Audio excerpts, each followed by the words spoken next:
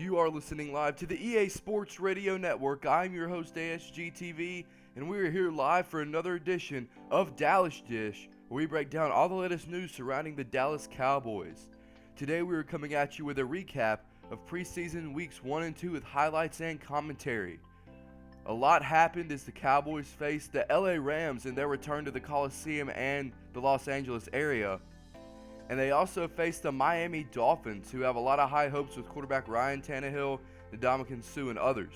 And of course, one of the biggest stories surrounding the Cowboys in the training camp and the preseason has been their 3 suspensions of key players on defense for various offenses against the law. You have Rolando McClain, the Dallas Cowboys middle linebacker, who has been suspended for the first 10 games of the regular season.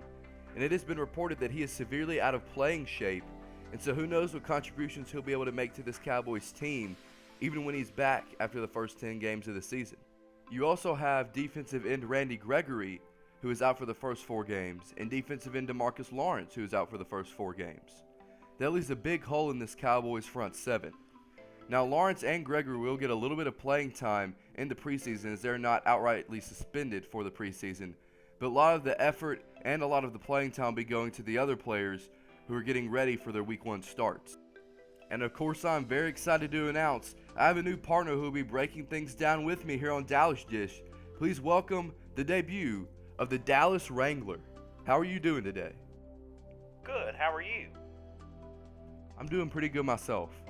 Now I want to go ahead and get into this. You've watched both preseason games in their entirety.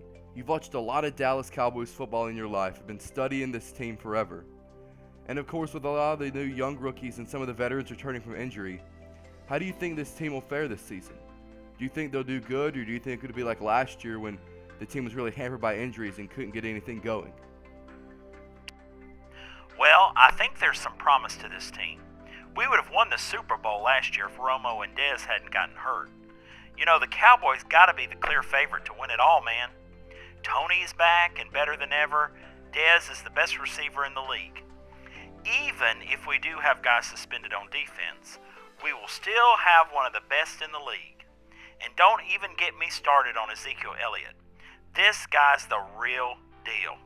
If our O-line can make DeMarco Murray and Darren McFadden look like Pro Bowlers, then we can make Zeke look like the next Emmitt Smith. I'm so excited for this year, man. Certainly there's a lot of hype around this team this year. Now I want to ask you another question.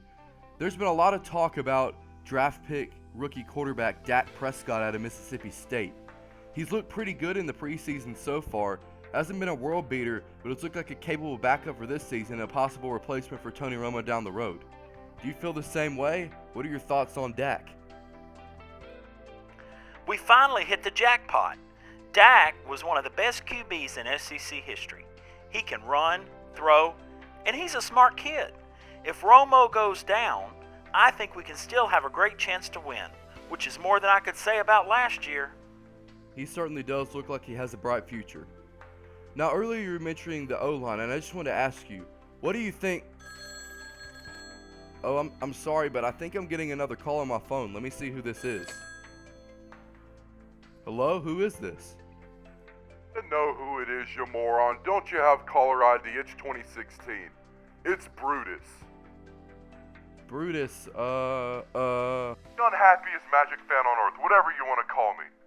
If maybe we spent more time together trying to be friends, you might actually know my name. And if we spent more time together, maybe you know that I'm also a Dallas Cowboy fan, and I'm one of the unhappiest Dallas Cowboy fans on earth too. I got a lot to say about this team, and if you want to invite me on your show, I'm calling and I'm making my presence known. I don't know who this loser you have that's on this other end of the line, but I'm taking over for now. You can't do that. This is my show. This is a locally syndicated TV program.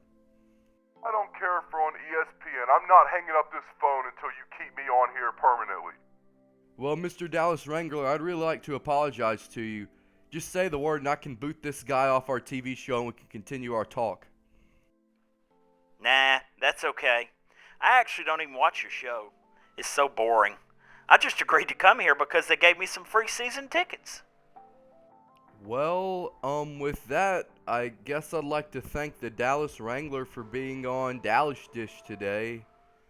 And I guess now, joining me live, I'd like to welcome Brutus, aka the unhappiest Magic fan on earth, aka I guess one of the unhappiest Dallas Cowboy fans on earth. And so since you're so persistent and wanting to get on this show and speak your mind, what do you have to say about the preseason? Look, I want to preface this by saying that I do believe that we have a lot of young talent and that we can go far this year. But guys like the Dallas Wrangler, whoever you just brought on, that scrub, to our TV show, prove why the Cowboys fan base is one of the most scrutinized in America.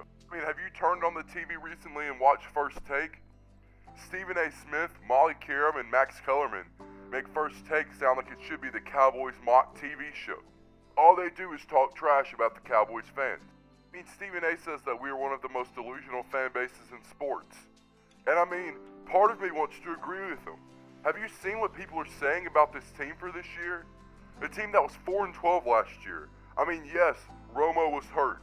Yes, Dez was hurt. But Romo's never been that great to begin with. He's been a solid quarterback, maybe better than average, but he's won what, 2 playoff games in over 10 years? I mean, what kind of play is that from one of the most prestigious positions in sports? The quarterback of America's team, the Dallas Cowboys. It's not like he's going to single-handedly win us a Super Bowl even if he was out. And so, I mean, people saying that this team's going to win a Super Bowl automatically and that they're the best team in the league like that other guy was saying earlier, that's complete garbage. And I'll get into more of that later. Now, I really do like Zeke Elliott, and I like that we took a risk taking him as one of our top picks. But the thing about running back is, just because he's a high pick or a great back in college doesn't guarantee prestige at the NFL level. I mean, you look at some of the star running backs in the league today, and they all weren't high draft picks. Running backs take so much punishment throughout the season that you never know if they're going to be good or bad, and you never know if they'll even be able to last more than a few years in the NFL. There's a reason that the NFL stands for not for long in many people's eyes, and so I hope Zeke can have a long career, but I don't know if he's going to be the next Emmitt Smith like that other guy was saying. And I mean, one of the things that I don't like about the Cowboys is that it seems that we give way too many guys second chances. I mean, we took a chance on Greg Hardy, and he's released after all the terrible things he's done. We took chances on other guys, and look what happened. 3 suspensions on defense. I mean, what's next? Are we going to get that drug addict Johnny Manziel to come be our starting quarterback? And that gets me to my main point I want to make. Starting quarterback. Like I said, Tony Romo, he's not that great of a quarterback. But I really like this kid, Dak Prescott, out of Mississippi State. He's the perfect quarterback for the future of the NFL. He's big, he's mobile, and he's getting better at throwing.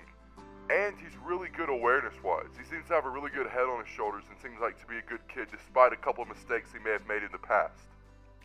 So, it may be controversial, but I say start Dak week 1. Tony Romo isn't that great. He's what, 35, 36? You're not going to have that many years out of him anyway. He's probably going to get hurt. So why not go ahead and go with the rookie? Have the rookie quarterback, the rookie running back, a talented offensive line, and a good defense once our guys get back from suspension, and see how far this team can go. Hashtag start Dak Prescott. Well, you certainly laid it all out on the line. And while I do agree with most of your points, Tony Romo is the heart and soul of this Dallas Cowboys team. There's no way he's not going to start week 1. He clearly is better than Dak at this point, although I do think highly of the rookie. But Tony Romo is going to be the starter, and I do think there are a lot of high hopes for this team. I do agree with those other points that you made, though, and I am pretty excited. Not going to admit, I did kind of miss you and me being partners in crime side by side. Any last words? Make sure to follow ASGTV on Twitter, because I figured out your password, so you may be seeing some hashtag brutish tweets later on. What in the world? How did you... What? Ugh. This is going to be a long season. Anyway, thank you very much for watching. Follow his advice and follow us on Twitter. It's linked in the description below, as well as a list of all the cuts that were made in the first 2 weeks. Next video will be preseason weeks 3 and 4 for all of our special guests this week on Dallas Dish. I am ASGTV, and you've been listening to Dallas Cowboys football on the EA Sports Radio Network.